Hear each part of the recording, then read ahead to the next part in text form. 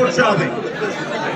সাইদুর রহমান বলেছে শিক্ষা প্রতিষ্ঠান বাড়াতে হবে, school, primary, high school, college, বিশ্ববিদ্যালয় বাড়াতে হবে সরকারি পর্যায়ে। সাইদুর রহমান বলেছেন পাহাড়তলী, খুলশী, হালিশহরে একাধিক হাসপাতাল, একটা না পারলে একাধিক, এটা আরো বাড়াও।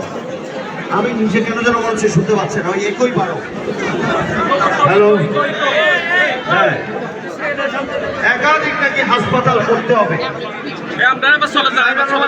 কিশোর গ্যাং